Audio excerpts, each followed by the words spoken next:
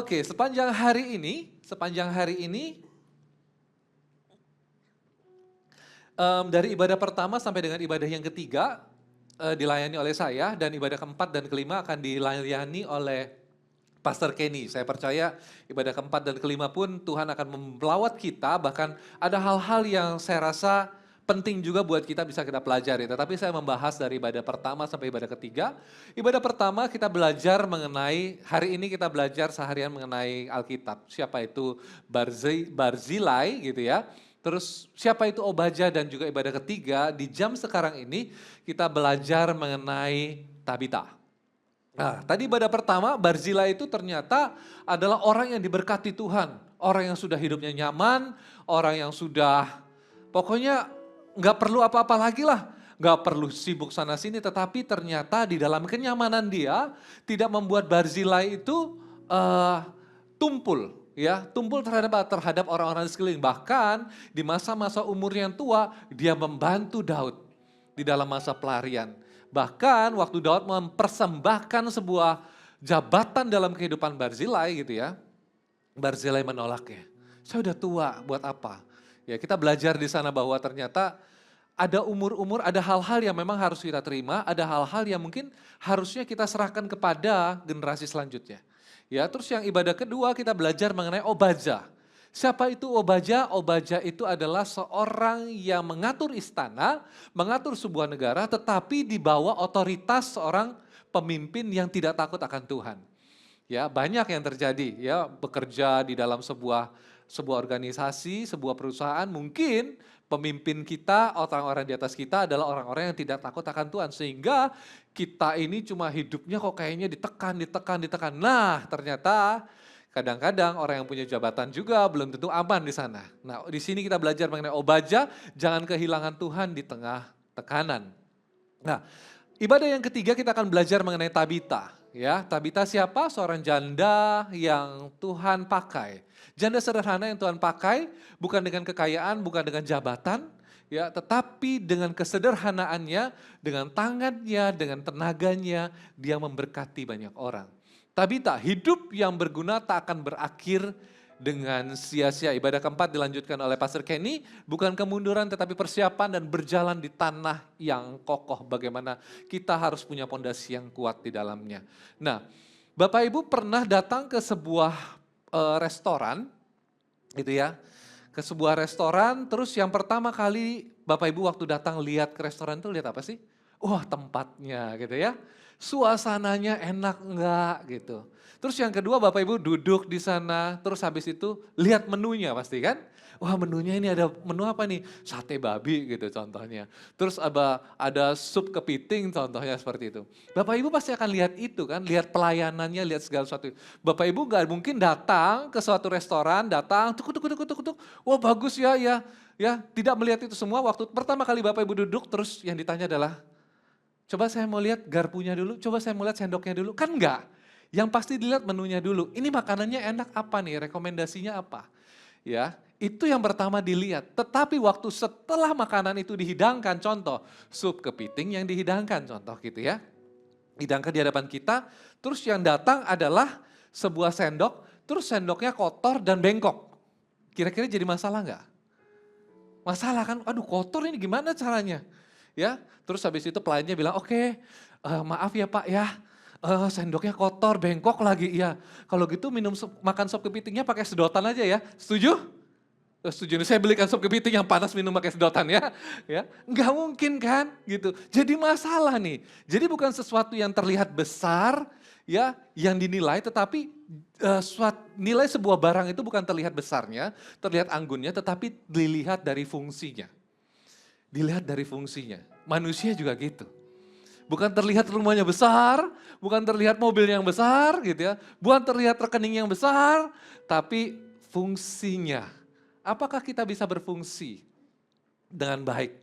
Apakah kita bisa berfungsi seperti yang Tuhan rencanakan di dalam setiap apa yang Tuhan mau bagi kita lakukan? Nah, kita lihat di dalam Kisah Para Rasul 9, ya, Kisah Para Rasul 9 ayat ke-36 sampai ke-43.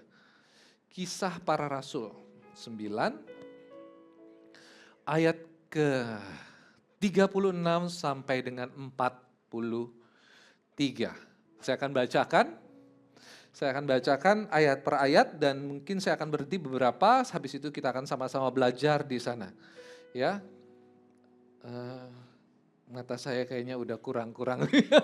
Ya begitulah, sudah mulai masuk di dalam senior juga gitu ya, harus ngelihat gitu.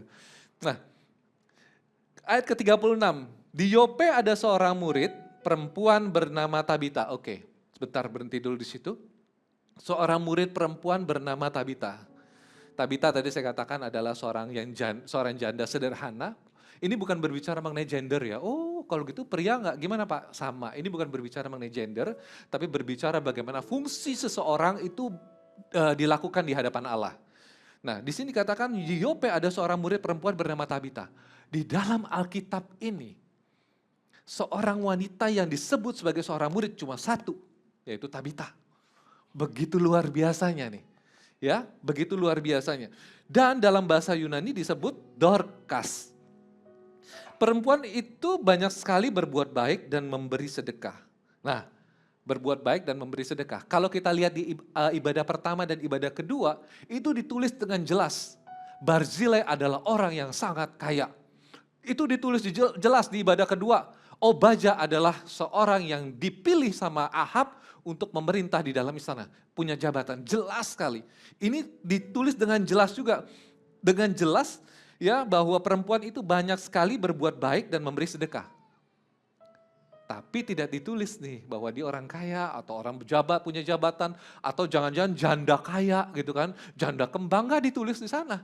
Tapi yang ditulis adalah dia seorang murid dan juga dia suka berbuat baik dan memberi sedekah. Jadi berbuat baik dan memberi sedekah itu bukan dilihat dari jumlah apa yang ada di dalam dompet kita.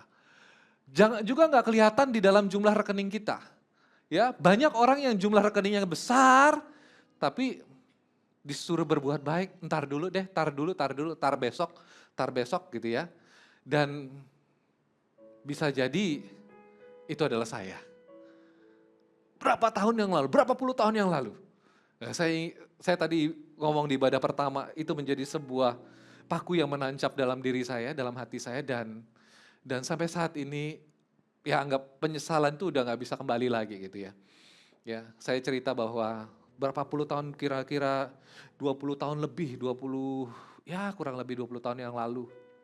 Ya, lebih bahkan dari 20 tahun, saya berada di sebuah apotik, terus di situ ada seorang ibu tua yang mau membeli obat, tapi uangnya kurang 5.000. Saya di dompet ada sih, gitu loh. Cuma saya ignore akan hal itu. Saya cuma bilang, ntar dulu lah. Saya coba ke toilet dulu deh. Ya, coba ke toilet, coba cari suara Tuhan dulu deh. Memang benar harus kasih atau enggak gitu. Udahlah, ya. Saya nyesel gitu. Udahlah cuma segitu kan gitu menurut saya gitu ya. 5.000, ibu itu, akhirnya apoteker tuh bilang, Bu maaf ibu obatnya nggak bisa diambil karena uang ibu kurang 5.000. Ibu itu bingung, saya ke toilet. Saya kembali lagi cari ibu itu udah nggak ada. Waduh, kemana ini? Saya tanya ke apoteker, ibu itu mana? Oh nggak tahu Pak, udah pergi. Obatnya udah diambil. Nyesel saya. Harusnya saya bisa menjadi malaikat tak bersayap buat ibu itu. Ternyata ada orang lain yang saya nggak mau nih. Kamu kesempatan kamu untuk jadi berbuat baik loh. Tapi ternyata saya ignore itu, kesempatan itu diberikan kepada orang lain. Ya, kita sering ngomong kan, kita sering berdoa, Tuhan pakai aku nih. Tuhan pakai aku, Tuhan pakai aku. Setiap ada kesempatan seperti itu, kita malah menghindarinya nih. Nah itu yang menjadi sebuah sebuah paku yang menancap dalam diri saya. Dan itu saya ingat sampai dengan saat ini. Itu udah berpuluh tahun yang lalu terjadi, tapi saya masih ingat sampai dengan hari ini. Ya, habis itu di sini dikatakan, tetapi pada waktu itu, ayat ke-37, ia sakit lalu meninggal dan setelah dimandikan, mayatnya dibaringkan di ruang atas. Lida dekat dengan Yope. Ketika murid-murid mendengar bahwa Petrus ada di Lida, mereka menyuruh 2 orang kepadanya dengan permintaan, segeralah datang ke tempat kami. Maka berkemaslah Petrus dan berangkat bersama-sama dengan mereka. Setelah sampai di sana, dibawa di ruangan atas gitu ya, maka di ruangan atas, Dibawalah ia ke ruangan atas dan semua janda-janda berdiri dekatnya sambil menangis dan menunjukkan kepadanya semua baju dan pakaian yang dibuat Dorcas waktu ia masih hidup. Nanti saya akan jelaskan beberapa poin di sini. Tetapi Petrus menyuruh mereka semua keluar lalu berlutut dan berdoa. Kemudian ia berpaling kepada mayat itu dan berkata, "Tabita, bangkitlah." Lalu Tabita membuka matanya dan ketika melihat Petrus, ia bangun lalu duduk. Petrus memegang tangannya dan membantu ia berdiri. Kemudian ia memanggil orang-orang kudus beserta janda-janda lalu menunjukkan kepada mereka bahwa perempuan ini hidup. Peristiwa itu tersiar di seluruh Yope dan banyak orang menjadi percaya kepada Tuhan. Kemudian daripada itu, Petrus tinggal berapa hari di Yope di rumah seorang yang bernama Simon, seorang penyamak kulit. Nah, apa yang bisa kita pelajari dari ayat ini? Pertama adalah Tabita hidup yang berguna tidak akan berakhir dengan sia-sia. Poin yang pertama adalah jangan hanya terlihat hidup tetapi sebenarnya kehilangan fungsi. Seperti tadi yang saya jelaskan di awal gitu ya. Jangan hanya kelihatan aja tapi kehilangan fungsinya. Kalau kita lihat fungsi kita sebagai manusia, kita diciptakan ini apa sih? Ada loh ayat dan dasar-dasarnya. Ya. Kalau kita lihat di sini. Nah, lampu, kalau kita lihat lampu ini lampu hias, lampu gantung kalau kita lihat di dalam sebuah tempat gitu ya. Wah, ini bagus banget ya lampunya ya gitu. Tapi nggak bisa nyala. Apakah berfungsi lampunya? Enggak. Apakah berguna lampunya? Enggak, cuma hanya sebagai pajangan tapi tidak ada fungsinya. Terus kita beli garam nih, ibu-ibu yang biasa beli garam atau bapak-bapak yang biasa beli garam? Ibu ya, ibu yang biasa beli garam kan? Ibu-ibu kalau beli garam gitu ya, bungkusnya bagus, benar? Bungkusnya udah bagus. Habis itu apakah garam itu jadi pajangan di ruang tamu? Enggak kan? Wah, ini garamnya bungkusnya bagus nih, warna-warni terus dipajang begitu aja? Enggak.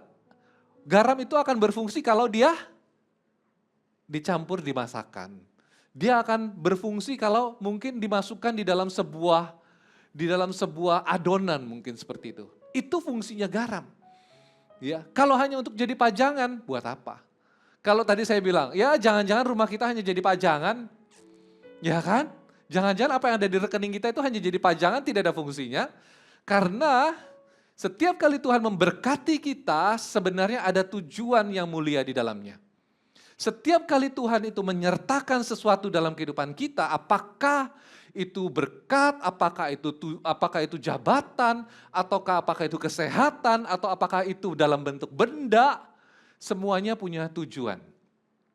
Saya waktu belum memiliki sebuah kendaraan sepeda motor, saya berdoa, Tuhan, waktu di dalam CG, saya diberi pinjaman sepeda motor. Saya cuma berdoa, Tuhan apa yang kau mau di dalam yang sepeda motor pinjaman saya nih. Terus akhirnya saya masuk di dalam sebuah CG, dalam sebuah komsel CG, pada saat itu namanya Pemasa. Ketua sel saya cuma ngomong gini, Welly bisa nggak kamu bantu antar jemput? Naik sepeda motor ya? Ya boleh deh gitu ya. Ya, jadi kalau CG-nya mulai jam 7, saya jam 6 udah mulai jemputin satu-satu naik motor. Ya, CG-nya selesai jam setengah 10, saya jam 11 baru sampai di rumah karena ngantarin satu-satu. Ya, terus suatu hari saya berdoa, Tuhan boleh nggak sih kalau boleh saya udah kerja pakai kendaraan roda 4 deh. Dikasih pinjam lagi gitu ya.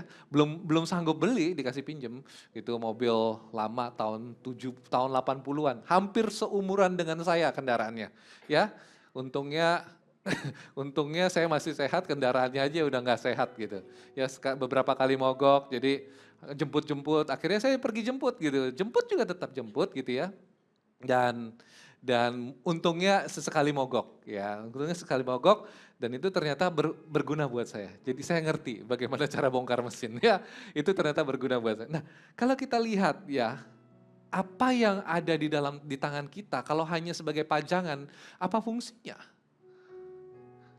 Tuhan memberkati kita bukan sebagai pajangan. Tuhan memberikan sesuatu dalam kehidupan kita, Tuhan memberikan berkat, Tuhan memberikan harta, Tuhan memberikan kenikmatan bukan sebagai pajangan. tetapi biar itu menjadi fungsi. Kalau kita lihat tadi poin yang pertama, jangan terlihat hidup tetapi sebenarnya kehilangan fungsi, gitu ya. Kita lihat nih, hidup yang kehilangan fungsi biasanya tidak langsung mati rasa, tapi perlahan-lahan mulai padam. Ya. Tapi biasanya perlahan-lahan mulai padam. Ada dua pilihan yang terjadi dalam kehidupan kita. Ada orang-orang kalau hadir di dalam sebuah komunitas gitu ya, kok suasananya jadi ribut. Terus habis itu ada yang mungkin kalau kita bicara, ada orang-orang yang bicara, kalau ngomong itu tajam banget, orang-orang jadi terluka. Tapi pilihannya jadi gini nih, tapi juga ada orang-orang yang kalau hadir gitu ya, itu membawa damai sukacita. Nah pilihannya di kita, ya mau kita menjadi memilih orang-orang yang membawa keributan, atau kita menjadi orang-orang yang membawa damai di sana. Ya, kalau kita ngomong ada orang yang dikuatkan, kalau kita datang itulah tiba-tiba suasana jadi lebih tenang. Nah, pilihannya di kita. Pertanyaannya kita termasuk yang mana nih? Apakah kita ini berfungsi atau enggak? Nah, hidup yang tidak melakukan kejahatan belum tentu ya. Oh, saya kan enggak melakukan kejahatan nih. Saya enggak dosa nih, ya. Tapi belum tentu hidup itu melakukan kehendak Tuhan. Hidup yang tidak melakukan kejahatan belum tentu melakukan kehendak Tuhan. Ya, karena kenapa? Ya saya diam-diam aja, saya nggak ngapa-ngapain. Apakah tujuan Tuhan, apakah tujuan seorang yang menciptakan handphone itu terus hanya ditaruh digeletakan begitu aja? Enggak kan? Enggak, dia diam-diam aja salah dia? Enggak kok. Apakah dia diciptakan, kalau dia diciptakan untuk tergeletak begitu aja? Enggak apa-apa kan? Tapi tidak sesuai dengan fungsinya. Dan nilainya juga nggak ada, hari makin hari akan makin merosot tuh barang. Begitu hidup kita juga. Kalau tidak kita lakukan sesuai dengan fungsinya, hari makin hari nilai kehidupan kita itu makin hari makin merosot. Ya, nah kalau kita lihat nih, kalau kita lihat di sana, kita mulai cek nih dalam kehidupan kita ya. Jangan hanya puas karena masih hidup, jangan puas karena hanya masih bisa beribadah, dan juga jangan puas hanya karena bisa melakukan CG. Kita harus lihat fungsi kita, di CG fungsi kita apa. Nah ini nanti saya akan jelaskan nih, apa yang ada di dalam cerita ini ternyata hubungannya dengan sebuah kelompok kecil. Apa yang ada di dalam cerita mengenai Tabita ini, itu ternyata tercermin di dalam connect group kita. Ya. Nah, nilai hidup bukan dari seberapa apa yang terlihat, tetapi seberapa bergunanya kehidupan kita.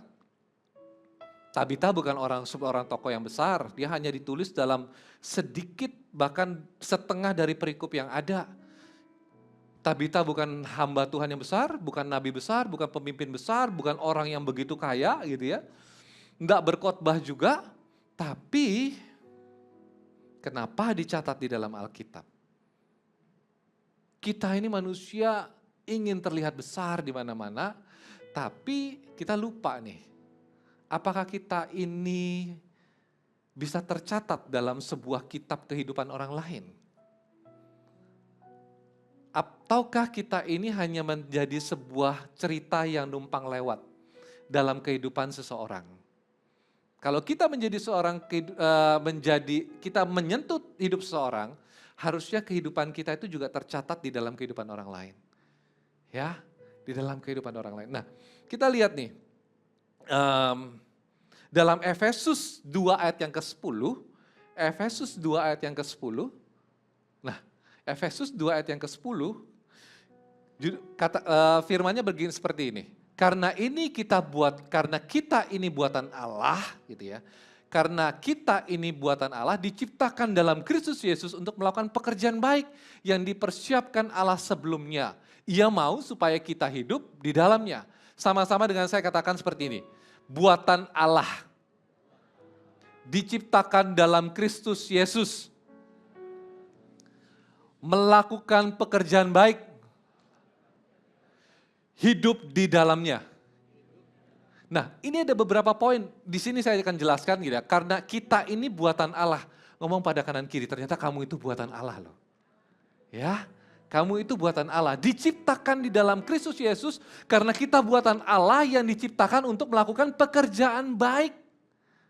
Kita ini diciptakan Tuhan untuk melakukan sebuah pekerjaan baik, bukan hanya untuk berdiam diri dan menu-menuin bumi. Ya, diciptakan untuk sebuah pekerjaan baik, yang dipersiapkan Allah sebelumnya. Seperti tadi saya bilang, seorang pencipta handphone, dia akan mempersiapkan nih, handphone ini diciptakan pasti untuk perbuat hal yang baik.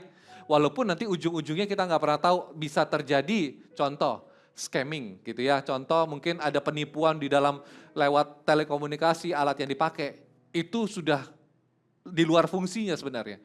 Tetapi tujuannya adalah melakukan perbuatan baik. Ya, dan Allah mau supaya kita hidup di dalamnya. Supaya kita hidup di dalam perbuatan-perbuatan, supaya kita hidup di dalam apa yang Tuhan sudah rencanakan sebelumnya. Kadang-kadang kita nggak sadar nih. Kadang-kadang kita lewat, ignore aja, oh iya ya, yang melakukan sebuah perbuatan yang baik supaya kita hidup di dalamnya. Sebuah ayat yang kadang-kadang kita baca, kita nggak pernah tahu nih, ternyata kita diciptakan. Bahkan sebelum kita lahir, Tuhan sudah membentuk kita untuk mempersiapkan sebuah rencananya. Saya bertemu dengan istri saya, pasti ada rencana Tuhan sebelum saya lahir. Saya melakukan sesuatu yang baik buat dia, dan istri saya melakukan sesuatu yang baik buat saya. Supaya kita saling memperlengkapi, supaya fungsi kita itu jadi sempurna. Bapak Ibu juga, di dalam keluarga, bertemu dengan anak-anak gitu ya. Apakah fungsi kita sebagai orang tua, apakah fungsi kita sebagai pasangan? Itu yang akan Tuhan tanyakan, apakah kita sudah berfungsi? Waktu kita kembali kepada Sang Pencipta gitu, kita kan pasti ditanyakan, oke, aku menciptakan kamu untuk tujuan A, apakah kamu sudah sampai di tujuan A? Pertanyaannya itu mengusik saya loh. Wah, saya berpikir, apakah saya ini sudah melakukan pekerjaan baik ya Tuhan? Karena kenapa? Kita diselamatkan, kita bukan diselamatkan untuk karena pekerjaan baik. Kita melakukan sesuatu memang sih gitu ya, kita harus melakukan pekerjaan baik, tetapi kita diselamatkan bukan karena pekerjaan baik, tetapi kita diselamatkan untuk melakukan pekerjaan baik. Karena Tuhan, aku sudah melakukan pekerjaan baik, berarti aku diselamatkan. Bukan. Ya. Nah, saya catat seperti ini, pekerjaan baik itu bukan akar keselamatan, tetapi pekerjaan baik adalah buah dari keselamatan. Ya, kita diselamatkan bukan karena perbuatan baik, tetapi untuk melakukan pekerjaan baik. Karena pekerjaan baik bukan akar keselamatan. Akar keselamatan kita adalah terima Tuhan Yesus. Tetapi pekerjaan baik adalah buah dari keselamatan. Waktu kita terima dari Tuhan Yesus, buah daripada kita melakukan, bahwa buah daripada saat kita menerima Tuhan Yesus adalah melakukan sebuah pekerjaan baik. Nah, jangan remehkan hal-hal yang kecil. Pak, saya nggak bisa apa-apa nih, saya nggak bisa ini, nggak bisa itu. Ya, jangan remehkan. Karena kenapa? Kita tidak diselamatkan, tadi saya katakan karena perbuatan baik, tetapi orang-orang yang sungguh sudah diselamatkan tidak mungkin nyaman hidup tanpa melakukan perbuatan yang baik. Kok kayaknya muter-muter di situ? Iya, saya akan tekankan. Tadi ibadah kedua saya tekankan mengenai hati. Di sana berbicara mengenai hati, bagaimana hati Tuhan mengkoreksi hati, Tuhan melihat hati, bagaimana hati kita di hadapan Allah. Nah, setelah hati, ini adalah tindakan dari apa yang terjadi di luar. Ya, setelah Tuhan mengkoreksi di dalam, sekarang Tuhan akan melihat apa yang muncul di luar. Nah, Bapak Ibu pernah lihat datang ke gereja di sini gitu ya. Bapak Ibu lihat pintunya bentuknya pegangannya bagus gitu ya. Pegangannya bentuknya bulat, sadar gak? Terus warna pintunya abu-abu. Bapak Ibu pernah datang ke sebuah rumah gitu, yang Bapak Ibu lihat, oh iya ya dekornya bagus, pintunya bagus gitu ya. Dari pintu itu yang Bapak Ibu pasti lihat, ya pasti ganggang pintunya, warna pintunya ya kan. Bapak Ibu gak pernah lihat kan, ini engselnya bagus gak ya gitu ya. Pernah sadar itu engsel? Engsel yang kecil 3 biji kadang di pintu itu? Ya ibu-ibu bingung kali ya, masa ada engsel sih? Hah? Ya bapak-bapak biasa yang tahu. Ya engsel itu. Walaupun kadang-kadang kecil kelihatannya 3 aja gitu, tapi dia yang menopang pergerakan dari pintu itu. Betul? Dia menopang pergerakan dari pintu itu. Dan kalau nggak ada engsel, pintunya maksa mau melayang, kan nggak mungkin. Ya, pintu nggak akan mungkin bisa terbuka dan tertutup seperti itu. Engselnya kelihatannya kecil, jadi itu jangan remehkan. Mungkin Bapak Ibu merasa, saya ini nggak bisa apa-apa. Saya ini mungkin belum punya apa-apa. Saya mungkin tidak punya jabatan apa-apa. Jangan remehkan akan hal itu. Karena apa yang kita lakukan, sekecil apa yang kita lakukan, tersenyum saja kepada seseorang. Ya, saya pernah bertemu dengan seorang itu gini, dia dia itu berapa kali saya udah bertemu gitu dan suatu hari saya bertemu lagi pas lagi di dekat tempat makan terus dia cuma ngomong gini, "I like your spirit." Aku suka banget dengan spirit kamu. Setiap kali saya ketemu dengan dia saya cuma senyum, "Halo, apa kabar? Gimana kabarnya?" "Baik." Saya cuma tersenyum. Nah, di saat itu pada siang itu dia berkata, "Saya suka dengan spirit kamu." Saya nggak tahu apa yang ada di dalam, tapi saya hanya tulus aja dengan senyuman. Bisa jadi loh, waktu mungkin pada saat kita lagi bertemu dengan seorang, waktu kita mikir, kayaknya saya perlu doakan orang ini deh. Udah doakan aja dengan mungkin sesuatu yang sederhana, tetapi doa itu bisa menguatkan. Saya juga tergerak, tadi saya tergerak sekali juga untuk mendoakan seorang gitu ya. Saya pikir, boleh nggak saya mendoakan Bapak dan Ibu gitu. Dan saya tahu doa kita mungkin sederhana, mungkin doanya ya apalagi mungkin, "Pak, saya ini doanya terbata-bata." Bukan masalah doa yang terbata-bata, tetapi hati kita apakah melekat kepada Allah. Ya, mau doanya terbata-bata, mau doanya selemotan, tapi kalau hati kita melekat pada Allah, itu dampaknya luar biasa. Amin. Nah, kita lihat di dalam ya, karena di sini saya tulis di sini tidak semua yang terlihat besar di bumi itu bernilai besar di surga. Tidak semua yang terlihat di bumi itu bernilai besar di surga dan tidak semua yang tersembunyi dari manusia tersembunyi dari Allah. Saya kasihkan ilustrasi mengenai engsel. Ya, terlihat besar, yang terlihat besar adalah pintunya. Engselnya terlihat kecil. Ya, karena apa yang bernilai di bumi belum tentu bernilai di surga. Dan apa yang tersembunyi di dunia, tidak ada sesuatu pun yang tersembunyi di hadapan Allah. Karena nilai hidup kita bukan seberapa kita terlihat, tetapi seberapa bergunanya kehidupan kita. Saya akan lanjutkan lagi, saya akan jelaskan di ayat yang ke-39 gitu ya. Nah, di ayat ke-39 ini kita akan masuk di dalam poin yang ketiga. Poin yang ketiga adalah kasih yang benar selalu meninggalkan bukti. Kasih yang benar selalu meninggalkan bukti. Maksudnya apa? Di ayat ke-39 dikatakan seperti ini. Maka berkemaslah Petrus dan berangkat bersama-sama dengan mereka. Setelah sampai di sana, ia dibawa ke ruang atas dan semua janda berdiri di dekatnya sambil menangis dan mereka menunjukkan kepadanya semua baju dan pakaian yang dibuat Dorcas pada waktu ia masih hidup.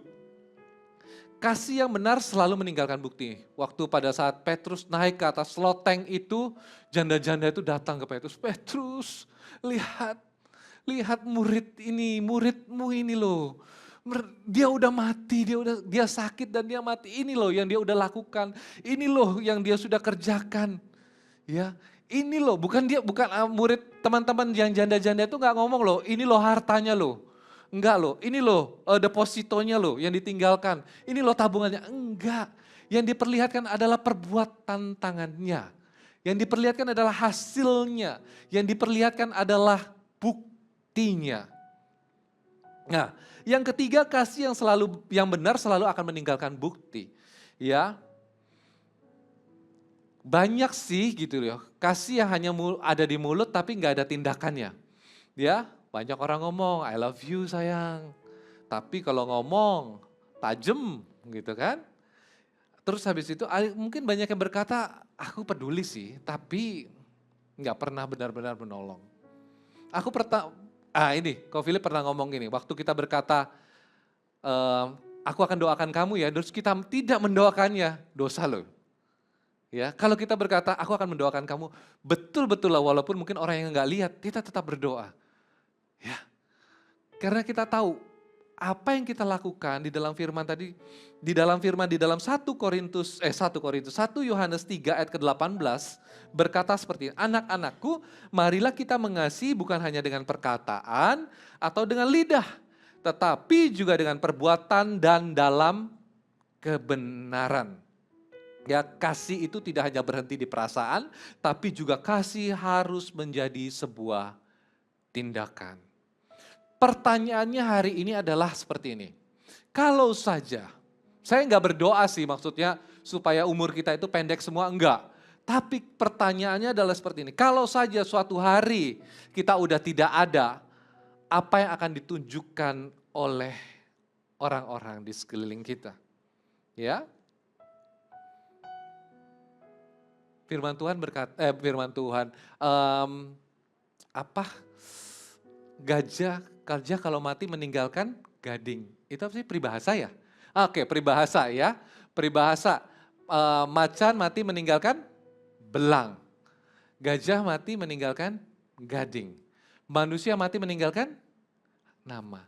Buat apa nama? Harusnya manusia mati meninggalkan tanda. Tanda kasih.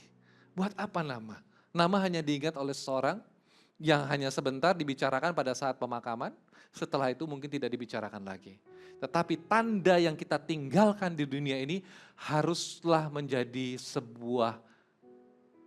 sebuah kesukaan bagi generasi selanjutnya. Sebuah hal yang saya rasa itu tidak akan pernah mati oleh waktu, tidak pernah lekang oleh waktu, tidak pernah lekang oleh tempat dan jarak. Karena tanda yang kita tinggalkan itu akan menjadi sebuah tanda. Saya tadi waktu di dalam ayat di Barzilai gitu ya. Nah, Barzilai itu akhirnya meninggalkan sebuah tanda kepada keluarganya. Karena waktu Daud mau mati, dia memberikan pesan kepada Salomo, penerusnya. Dia bilang, untuk anak-anak Barzilai, berikan mereka tempat. Ya, kamu makan di hidangan yang sama dengan mereka akan makan di dalam sebuah hidangan, di dalam meja yang sama. Meninggalkan tanda. Dan itu akan terus pada generasi-generasi selanjutnya. Nah, ya, nama besar bisa diingat sebentar, tetapi kasih yang nyata dalam kehidupan kita akan lama ada di dalam hati orang-orang yang pernah kita tolong, yang pernah kita sentuh. Karena itu, apakah nama kita bukan hanya tercatat di dalam kitab kehidupan Allah, apakah nama kita juga tercatat di dalam kehidupan orang-orang di sekeliling kita? Atau jangan-jangan nama kita itu berusaha untuk dihapus dari cerita kehidupan mereka. Bahaya banget. Ya. Nah, ayat yang keempat di sini, bukan ayat yang keempat, poin yang keempat saya akan jelaskan gitu ya. Di dalam ayat ke-39 itu saya kembali lagi ke 39, waktu pada saat Petrus naik ke loteng, waktu pada saat janda-janda itu memperlihatkan semua dan mereka sedih, itu emosional banget nih. Petrus mungkin juga udah mungkin, wah ini kalau saya mungkin di tengah-tengah itu mungkin ikut nangis juga gitu ya. Nah, kita lihat nih, ada sebuah hal gitu ya, ada sebuah hal yang kita bisa pelajari dari ayat ke-39 dan ayat ke-40 ini. Ini bisa menjadi menggambarkan juga orang-orang saat ini. Maksudnya apa? Maksudnya dulu melayani, sekarang untuk pergi ke gereja aja ogah-ogahan. Dulu mungkin suka membantu, sekarang disuruh membantu entar dulu. Ya, tapi ada kabar baiknya nih, di kabar baik di ayat ke-40 gitu ya. Kita lihat di dalam ayat ke-40, tetapi Petrus menyuruh mereka semua keluar, lalu ia berlutut dan berdoa, kemudian ia berpaling ke mayat itu dan berkata, Tabita bangkitlah. Lalu Tabita membuka matanya dan ketika melihat Petrus, ia bangun lalu duduk. Kabar baiknya adalah Tuhan belum selesai dengan kehidupan kita. Kalau kita masih diberikan nafas, berarti Tuhan masih berikan kita kesempatan. Kalau Tuhan masih berikan kita nafas, berarti Tuhan masih berikan kita turning back untuk kembali. Ya, untuk kembali. Tapi itu kesempatan itu harus direspon juga dengan kita. Kita lihat nih. Ya, kita lihat urutan-urutan dari ayat yang ke-40 ini. Ya, urutan-urutan dari, tetapi Petrus menyuruh mereka semua untuk pertama, keluar. Lalu ia berlutut dan berdoa, kemudian berpaling kepada mayat itu dan berkata, Tabita bangkitlah. Pertama, suruh orang keluar, berlutut, berdoa, baru katakan bangkit. Beberapa orang gitu ya, bukan mereka itu nggak mau bangkit. Tetapi ada hal-hal yang menekan kehidupan mereka, sehingga mereka nggak mau bangkit dan nggak bisa bangkit dan susah untuk bangkit. Biasanya belum tentu hal-hal yang dari luar yang menekan. Tapi suara-suara yang ada di dalam diri itu yang menekan. Kamu udah gak mungkin lah, kamu udah gagal lah, kamu udah gak mungkin berhasil, kamu udah gak mungkin bisa bangkit, kamu udah jatuh, kamu udah dosa. Siapa yang mau lihat kamu lagi? Siapa yang mau kenal berteman dengan kamu lagi? Siapa yang mau dekat dengan kamu lagi? Itu yang membuat seseorang itu tidak bisa bangkit. Nah, kita lihat ini kabar baik yang Tuhan katakan. Ini ada stepnya nih, ini stepnya nih. Pertama, kita lihat waktu Petrus mau membangkitkan Tabita, stepnya adalah Petrus menyuruh orang-orang itu keluar. Sudah keluar. Apa maksudnya? Apa maksudnya? Maksudnya ini loh, kadang-kadang kita perlu menenangkan diri untuk kita punya waktu dengan Tuhan. Supaya tidak ada suara-suara yang mengintimidasi kita. Ya, supaya tidak ada suara-suara yang mengintimidasi kita sehingga kita tahu nih ini suara Tuhan atau suara dunia. Atau jangan-jangan hanya suara hati yang terus saja menyesal, yang terus saja mengentertain rasa penyesalan, ya di situ. Terus yang kedua dikatakan setelah suruh orang-orang itu keluar, terus habis itu Petrus berlutut. Setelah berlutut, dia berdoa. Pakai lututnya Bapak Ibu semua. Kalau saat ini Bapak Ibu lagi merasa, aduh saya udah gak bisa lagi nih bangkit nih. Ada hal-hal yang terus aja berperang di dalam hati dan di dalam pikiran kita. Poin yang keempat ini adalah buat Bapak Ibu semua. Ya, bangkitlah. Poin yang keempat adalah bangkitlah, bukan hanya hidup lagi, tetapi untuk berguna lagi. Setelah tadi waktu Petrus sudah menyuruh orang keluar, terus Petrus berlutut, terus Petrus berdoa, terus Petrus berkata, Tabita, bangkitlah. Ya, memang ada momen di mana tidak semua suara boleh ada di dalam ruang pemulihan kita. Jangan ada suara kecuali suara Allah. Ya, kecuali suara Allah. Nah, kalau kita lihat di sini dikatakan habis dia berdoa, berpaling dan berkata bangkitlah, ayat ke-41, Petrus memegang tangannya dan membantu dia berdiri. Inilah fungsi dari CG. Ya. Bapak Ibu yang sudah terlibat di dalam CG boleh lambaikan tangan?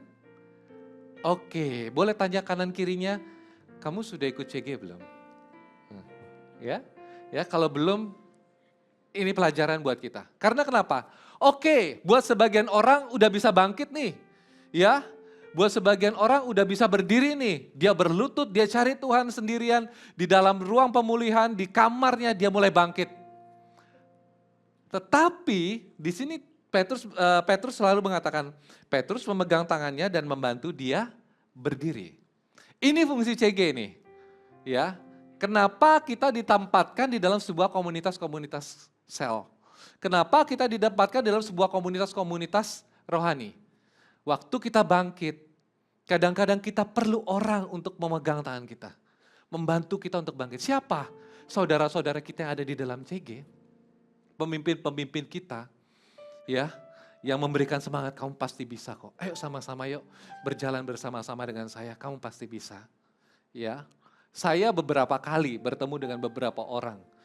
Begitu banyak ada masalah-masalah yang terjadi dalam kehidupannya, dan saya bilang, saya sebagai kakak rohani kamu, saya nggak akan membiarkan kamu sendirian.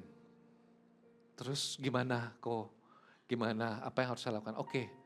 Kamu berpuasa, saya akan ikut berpuasa dengan kamu. Saya bilang seperti itu. Ya, puasanya hari apa? Saya akan ikut sama-sama berpuasa dengan kamu. Kamu berdoa, saya akan mendoakan kamu juga. Ada orang-orang yang akan memegang tangan kita. Beberapa orang, oke, puji Tuhan kalau dia bisa bangkit seorang diri. Tapi dari sebagian orang, 100 orang, berapa orang yang bisa bangkit sendirian? Mungkin 95% butuh orang lain untuk membantunya membangkit. Untuk membantu mereka bangkit kembali, untuk membantu mereka berdiri kembali, untuk membantu mereka kuat kembali di kaki mereka. Itulah fungsi kita. Di dalam CG-CG yang ada, Bapak Ibu bukan Bapak Ibu saja yang merasa, oh itu kan fungsinya leader. Enggak. Bapak Ibu ada di dalam sebuah komunitas, itulah fungsi juga Bapak Ibu. Membantu setiap saudara-saudara yang mungkin sedang mengalami kelelahan.